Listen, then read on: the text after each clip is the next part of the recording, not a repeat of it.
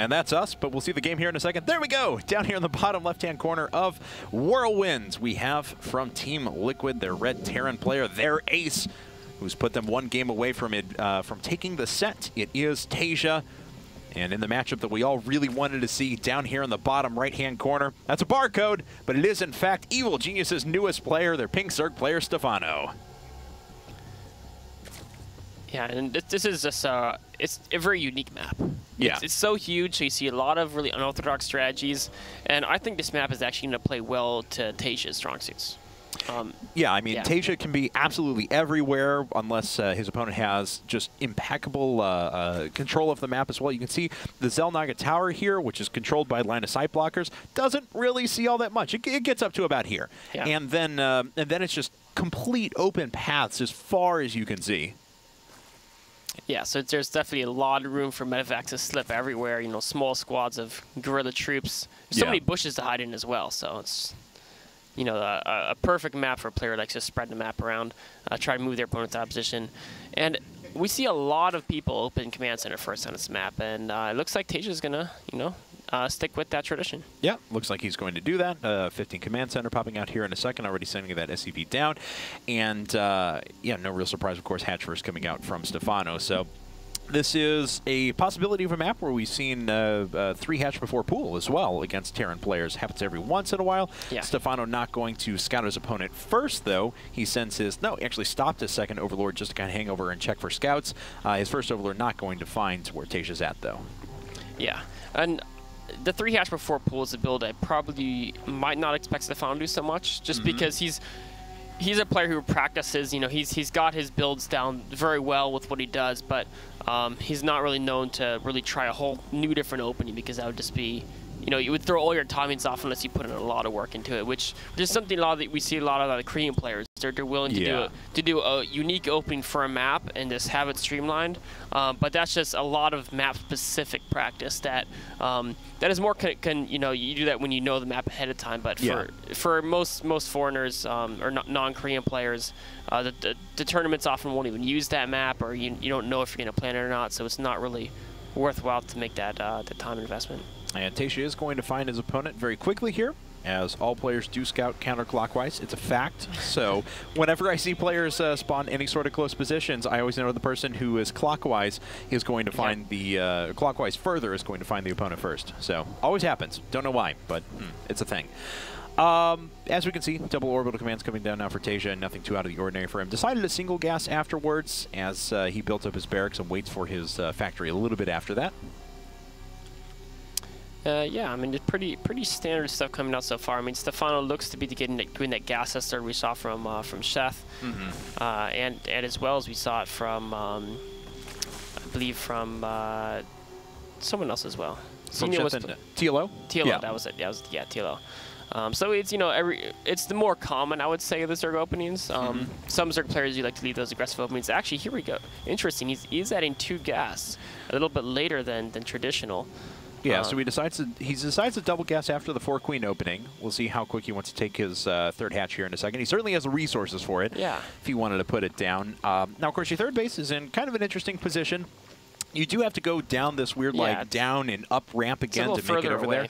It is a little further away, and it's you certainly have to, even though it's 2 choke points, you have to work at defending it, because you almost get in kind of an Antigua natural situation where it's so far away from the ramps up at the front that you're hard-pressed to defend directly at those ramps. Yeah.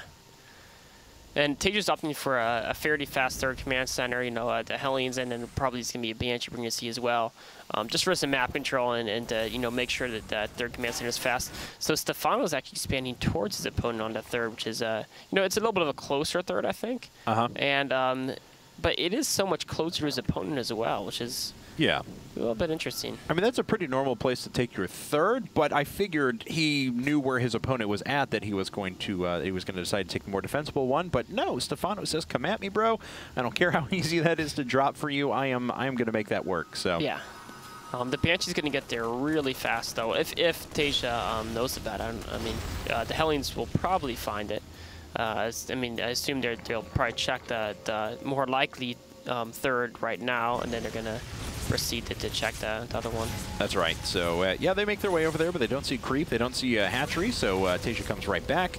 I'm sure he's a little bit surprised as well. But this is going to work out maybe for Stephano a bit. He does have 16 lings on the way, investing in all of his relevant upgrades. TaeJa going to go right back to Cloaked Banshees, though, as he does have those popping out along with his third. So no real surprise here. This is a very TaeJa strategy. This is almost exactly what he did all through last season.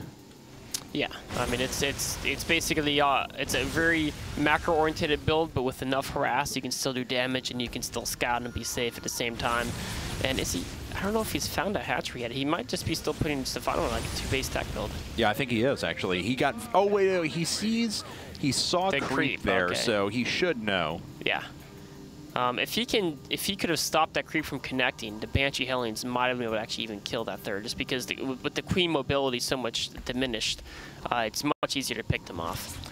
So he confirms it for now, though. I mean, he does know exactly what's going on there. One Banshee does beat one Queen in DPS, and a nice shot by TaeJa actually swinging with a bunch of Hellions as well. But Stephano's getting a nice surround on them as well. Yeah, he does. He loses the Queen, but he does manage to pick off a few of those Hellions. TaeJa did put in a lot of resources into making sure those Hellions would work. But, of course, because there were so many links from Stephano, that's drones he's not making. Yeah.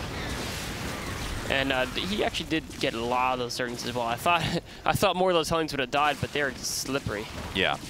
That's despite the good surround there. Nice job saving a couple. Just in the nick of time. And looks like he may be able to get another unit for his efforts here. We do have an Overseer on the way, but it's nowhere to be found quite yet. Is there going to be transfuse? Does that Queen have enough energy? Oh, not quite. Oh, another Cloak Banshee joins the fun, and he's going to kill the Spore Caller. Yes, he is. But there is an Overseer overhead now, which will be making its way back. Stephano is going to... He goes, there we go. Focuses the red one, yeah. That was pretty well done there. So, it looks like it's going to be quite a bit of a Baneling attack coming forward for Stephano at the moment. Or we'll see if he keeps those defensively. But TaeJa looking to be taking a third relatively soon. There it is, actually. Yeah, this would be a kind of an odd timing for a Baneling bust and a natural, but it looks like he's going to go for it. His 1-1 upgrades are finished, and TaeJa's still 0-0. Banshee finds it out. He's going to get a couple of those Banelings, but where's TaeJa's units? And TaeJa was killing his own supply depot rather than the neutral supply depot, so kind of an uncharacteristic mistake there from TaeJa, and it does soften the wall up a little bit. Oh, and Stephano was just even walled off either. Oh, no. Zerglings are doing tons of damage to these SCVs here in a natural. There is a Banshee floating overhead, but its DPS is low enough that it's going to take forever to go through these Zerglings. Yeah, I mean, these SCVs are just running everywhere. Now they're turning and fighting. That multi-tool is actually not too bad against Zerglings. They clean them up pretty well. But that was a lot of supply depots killed up at the front. 37 workers killed in total, 22 workers to 46, 45 supply to 77, and Stephano has an awfully large lead. He does, but TaeJa, I think, TaeJa has 4 orbitals. So, or 3 orbitals and but one will soon be an orbital. Yeah. So he's definitely have to give up this third, of course, and he's gonna have to, if he can stabilize though, even though he's down in food, he's down in workers. If he can just stabilize and not lose any more, well, that was really close. Command center almost died there. Okay, here's another line of guys coming in. Stim Marines trying to micro, but there's just so many speedings.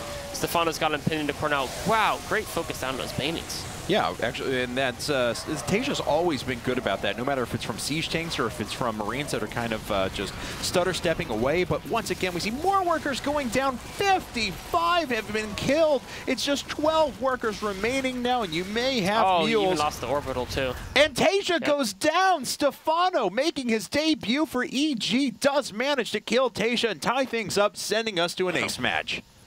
Wow. All right. That's a way to get your get on the good side of your new team. Yeah, definitely.